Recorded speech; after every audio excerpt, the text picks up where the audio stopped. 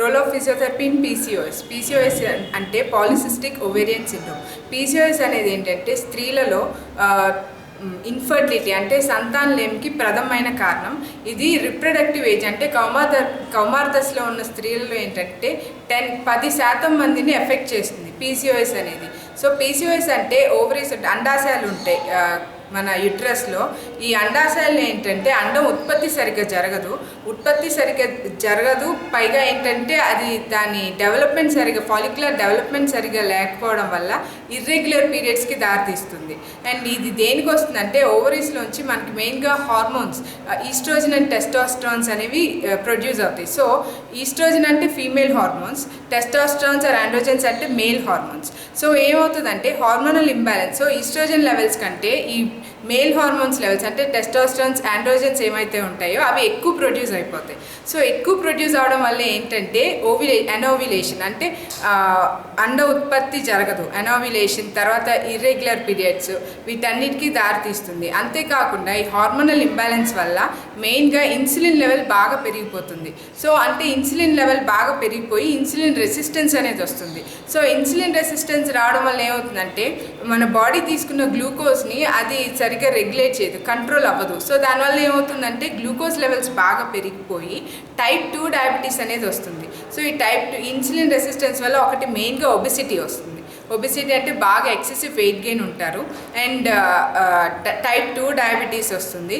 And తర్వాత ఏమవుతుందంటే dyslipidaemia అంటే ఈ ఫ్యాట్ లెవెల్స్ కూడా ఏమవుతుందంటే ఫ్యాట్ బర్న్ కూడా ఆల్టర్ అవుతుంది. దానివల్ల ఏమవుతుందంటే కొలెస్ట్రాల్ లెవెల్స్ ఎక్కువ ఉంటాయి. దానివల్ల ఏమవుతుందంటే ఎథెరోస్క్లెరోసిస్ తర్వాత కార్డియోవాస్కులర్ డిసీజెస్ ఇవన్నీ ఎక్కువ వచ్చే ఛాన్సెస్ ఉంటాయి. సో ఈ పీసీఓఎస్ వల్ల మెయిన్గా ఏంటంటే ఇన్ఫర్టిలిటీ, తర్వాత వెయిట్ గెయిన్, ఇన్సులిన్ రెసిస్టెన్స్ వీటితో పాటు స్ట్రెస్, యాంగ్జైటీ ఇవన్నీ ఎక్కువ ఉంటాయి. తర్వాత ఈ మేల్ హార్మోన్స్ ఎక్కువ ఉండటం వల్ల unwanted hair, excessive hair growth ఉంటుంది. తర్వాత బ్రెస్ట్ డెవలప్మెంట్ సరిగ్గా ఉండదు లేడీస్లో. అండ్ ఓవ్యులేషన్ ఉండకపోవడం వల్ల ఫర్టిలిటీ అండ్ ఇన్ఫర్టిలిటీ వస్తుంది. అంటే ఫీమేల్ ఇన్ఫర్టిలిటీ అంటాము. అండం విడుదల అవ్వదు. అండం విడుదల అవ్వకపోయేసరికి ప్రెగ్నెన్సీ రాదు. సో మెయిన్గా దీనికి ట్రీట్మెంట్ ఏంటి అంటే ఎక్సర్సైజ్ థెరపీ. సో ఫిజియోథెరపీలో ఏంటంటే మెయిన్గా ఇప్పుడు ఎక్సర్సైజ్ థెరపీ ప్లేస్ అని మేజర్ రోల్ అనమాట. సో ఎక్సర్సైజ్ థెరపీ ఫిజియోథెరపీలో క్లినికల్ ఫిట్నెస్ తర్వాత విమెన్స్ హెల్త్ అనేది బాగా డెవలప్ అయింది. సో విమెన్స్ హెల్త్ ఎక్స్క్లూజివ్గా అంటే ఏంటంటే పీసీఓఎస్, తర్వాత యాంటీనేటల్ పోస్ట్నేటల్ అంటే ప్రెగ్నెన్సీ, తర్వాత పోస్ట్ డెలివరీ, తర్వాత డయాబెటిక్స్ వీటన్నిటికీ అనమాట. సో దీనిలో ఏంటంటే ఎక్సర్సైజ్ థెరపీ అసలు మెయిన్గా పీసీఓఎస్లో life style management and exercise therapy చాలా ఇంపార్టెంట్. అలాంగ్ విత్ మెడికేషన్స్ 20% పనిచేస్తే పీసీఓఎస్లో ఎక్సర్సైజ్ అనేది 80% పనిచేస్తుంది.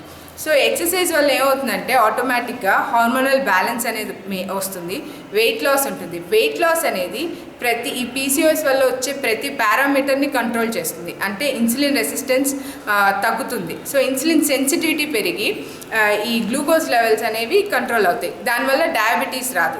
తర్వాత ఫ్యాట్ బర్న్ బాగుంటుంది. దానివల్ల ఏమవుతుంది కొలెస్ట్రాల్ లెవెల్స్ తగ్గుతాయి. మన హార్ట్ డిసీజెస్ ఇవన్నీ ప్రివెంట్ చేయవచ్చు. అండ్ అంతేకాకుండా వెయిట్ లాస్ వల్ల ఏమవుతుందంటే ప్రతి 1 kg వెయిట్ లాస్కి 10% ఆఫ్ ఫెర్టిలిటీ ఛాన్సెస్ అనేవి పెరుగుతాయి. సో పీసీఓఎస్ వల్ల ఇన్ఫర్టిలిటీ ఏదైతే ఉందో ఎక్సర్సైజ్ వల్ల వెయిట్ లాస్ వల్ల అది ఇంప్రూవ్ చేస్తుంది, ప్రెగ్నెన్సీ వస్తుంది. తర్వాత పీసీఓఎస్ ఉన్న వాళ్ళకి ప్రెగ్నెన్సీ వచ్చినప్పుడు దానివల్ల ఏమవుతుందంటే దానివల్ల కూడా హార్మోనల్స్ దీనివల్ల ఏమవుతుందంటే ప్రీమెచ్యూర్ డెలివరీస్ ఇవన్నీ జరిగే ఛాన్సెస్ ఉంటాయి. సో ఎక్సర్సైజ్ చేస్తూ సో పీసీఓఎస్ని కంట్రోల్ చేయవచ్చు.